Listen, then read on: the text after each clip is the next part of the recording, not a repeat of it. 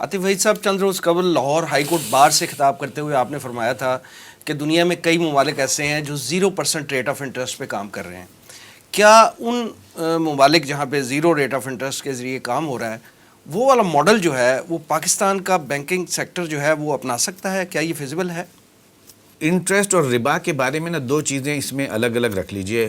ہم تو دینی طور پر یہ سمجھتے ہیں کہ انٹرسٹ حرام ہے، چنانچہ وہ 0.001% بھی ہوگا تو حرام ہوگا، اور زیادہ ہوگا تو بھی حرام ہوگا، کم ہوگا تب بھی حرام ہوگا.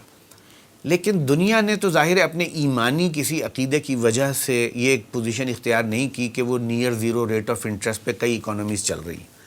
انہوں نے کس بات کو ریئلائز کیا ہے؟ انہوں نے تو اپنی عوام کو فیسیلیٹیٹ کیا ہے. انہوں نے اس بات کو ریئلائز کیا ہے کہ یقیناً سود اور ہائر ریٹ آف انٹرسٹ جو ہیں وہ اکانومی کے لیے ڈیمیجنگ ہے. یعنی جن کے نزدیک شریعت اور یہ دین کا کوئی بھی نہیں ہے، وہ بھی اس کو ڈیمیجنگ اور اپنے لیے فائدہ مند نہیں سمجھتے. دیکھیے نا، کینزین جو دور تھا، سب سے پہلے آج کے دور کا جو ماڈرن اکانومسٹ نیو کلاسیکل میں سمجھا جاتا ہے وہ تو کینز ہی ہے.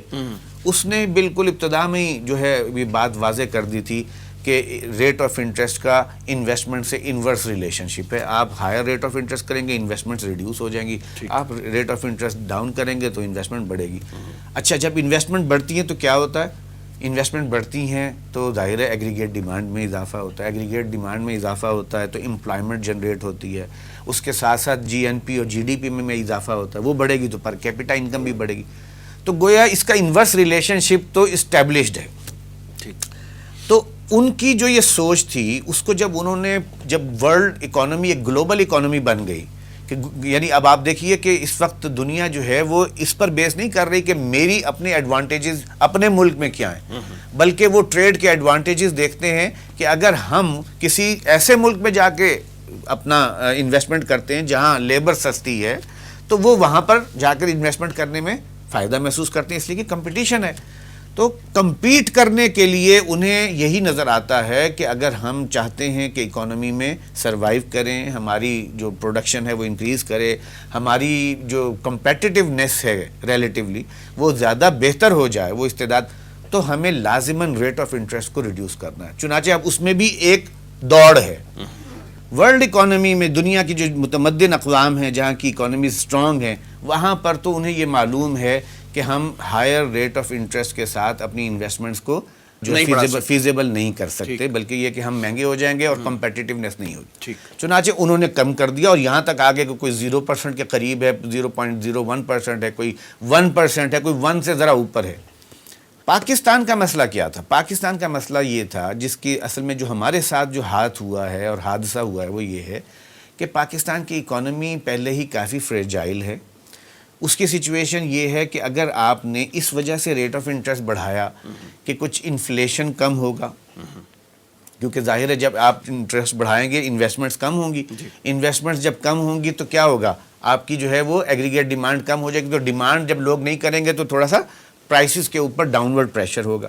یہ ایک منطق جو ہے ذہن میں رکھ کر پاکستان کا ریٹ آف انٹرسٹ جو ہے وہ بڑھایا گیا تھا، جو 13.8% تک بھی رہا. اس وجہ سے جو اثرات آنے چاہیے تھے وہ اس لیے نہیں آئے کہ ایگریگیٹ ڈیمانڈ تو کم ہو گئی لیکن انفلیشن پہلے سے بھی زیادہ ہو گیا. وجہ کیا تھی کہ آپ یہ جو 13.8% پر جو بوروئنگ کر رہے ہیں، جو حکومت بوروئنگ کر رہی ہے، یہ اسٹیٹ بینک سے نہیں کر رہی، اس لیے کہ اسٹیٹ بینک کی جو بوروئنگ ہوتی ہے وہ عام طور پر حکومت جو ہے جہاں ایک طرف اس کی انٹرسٹ پے کر رہی ہوتی ہے تو وہیں دوسری جیب میں وہ پیسہ جو پیمنٹ والا ہے وہ دوسری طرف بھی جیب میں آ رہا ہوتا ہے. یہ بوروئنگ ہو رہی تھی پرائیویٹ بینکوں سے، اور پرائیویٹ بینکوں کو یہ فائدہ نظر آیا کہ بجائے اس کے کہ ہم انڈسٹری کو لوننگ کریں، ہم حکومت کو لون کریں. بالکل، انڈسٹری بیٹھنی شروع ہو گئی، انڈسٹریاں بند ہوئی، آپ کو معلوم ہے. چنانچہ انہوں نے سب سے سیف انویسٹمنٹ کی اور وہ یہ ہے کہ حکومت کو دیے پیسے اور دھڑا دھڑ دیے. اور اب حکومتیں، ہماری حکومت جو ہے وہ کس کی دیندار ہو گئی، اور یقیناً انڈائریکٹلی ہم دیندار ہیں کس کے؟ اپنے ہی ڈومیسٹک بینکوں کے. چنانچہ پہلے جو وہ پیسہ ایک جیب سے نکل کر اب دوسری جیب میں آتا تھا، اب وہ نہیں ہو رہا. اب وہ پیسہ جو ہے وہ کسی اور جیب میں جا رہا ہے. اور وہ پیسہ کہاں سے جنریٹ کر کے دیا جا رہا ہے انہیں؟ وہ مجھ سے اور آپ سے ٹیکسز کے ذریعے سے جنریٹ کر کے دیا جا رہا ہے. تو جب ٹیکس بڑھ گئے اور انویسٹمنٹ پہلے ہی کم ہے تو انفلیشن جو ہے ظاہر ہے کاسٹ پش انفلیشن جو ہے وہ اس کے وہ ٹریگر کر گیا اور انفلیشن بھی کنٹرول نہیں ہوا. آج بھی آپ دیکھ لیجئے, ہم چاہے جتنا مرضی کہیں کہ کرنٹ اکاؤنٹ ڈیفیسٹ ہمارا پازیٹیو بھی رہا چند مہینے اور آج کل پھر مائنس میں چلا گیا ہے ڈیفیسٹ, اس کے باوجود انرجی پرائسز ہیں وہ پھر بھی قابو میں نہیں آ رہی, پھر بھی بڑھتی چلی جا رہی ہیں, اور اسی طریقے سے جو بنیادی ضروریات کی چیزیں ہیں وہ بھی مہنگی ہو رہی ہیں. تو ہمارے حساب سے تو یہ ایک خودکشی والا معاملہ تھا کہ ہم بظاہر انفلیشن کو کنٹرول کرنے اور ایگریگیٹ ڈیمانڈ کم کرنے کے لیے کام کر رہے ہیں, حقیقت میں وہ اس کے اثرات جو ہیں وہ ایڈورس تھے, اس لیے کہ اس کی وجہ سے انفلیشن اور بڑھ گیا اور اب تو کسی حد تک ہائپر انفلیشن کسی صورتحال پیدا ہو گئی. تو میں یہ سمجھتا ہوں کہ جو آپ نے سوال کیا کہ یہ زیرو ریٹ آف انٹرسٹ جو ہے نا, وہ ایک پالیسی کے طور پر نیئر زیرو آنا یہ کہیں بہتر ہے ہائر ریٹ آف انٹرسٹ سے. لیکن ہمارا مسئلہ زیرو یا نان زیرو کا نہیں ہے, ہمارا مسئلہ ہے کہ ریٹ آف انٹرسٹ کے اوپر یا انٹرسٹ پر قطعی پابندی, جب وہ پابندی لگے گی تو اب اس کی جگہ کون سی شے آئے گی, وہ پروفٹ شیئرنگ آئے گی, پروفٹ شیئرنگ ریشو ہوگی. اور پروفٹ شیئرنگ ریشو, یہ بات بھی اچھی طرح سمجھ لیجئے کہ جب پروفٹ شیئرنگ ریشو جو ہے وہ متعین ہوتی ہے تو وہ ایکچوئل بزنس پر ہوتی ہے, وہ ایکچوئل پروفٹ پر ہوتی ہے. اس میں اس کی گنجائش ہوتی ہے کہ اگر مثال کے طور پر نقصان بھی ہو سکتا ہے, فنڈ پرووائڈر جو ہاں نقصان بھی ہو سکتا ہے, فنڈ پرووائڈرز جو ہیں اگر وہ کم ہیں اور فنڈ کم ہے اور اس کے بجائے جو فنڈ لینے والے ہیں وہ زیادہ ہیں, تو ان کی فیور میں جو ہے فنڈ لینے والے جو ہیں ان کے بجائے جو چونکہ وہ کمی میں ہیں تو ڈیمانڈ اینڈ سپلائی کے مطابق ان کی فیور میں پروفٹ شیئرنگ ریشو چلی جائے گی. اور اگر وہ زیادہ ہیں فنڈ کا استعمال کرنے والے اور یہ فنڈ کم ہے تو جو فنڈ پرووائڈر ہیں ان کی فیور میں پروفٹ شیئرنگ ریشو رہے گی.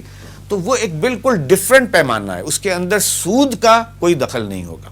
تو اس اعتبار سے وہ جو سسٹم ہے ہم جس کی بات کر رہے ہیں وہ تو وہ ہے. البتہ یہ بات ہمیشہ کے لیے طے ہے کہ جتنا زیادہ سود ہوگا وہ برائی ہی ہے, جتنا کم ہوتا ہوتا ہوتا ہوتا زیرو کی طرف آ جائے گا اس میں خیر ہی خیر ہے فی زمانہ, جبکہ پوری دنیا جو ہے وہ ایک اکانومی بنتی چلی جا رہی ہے.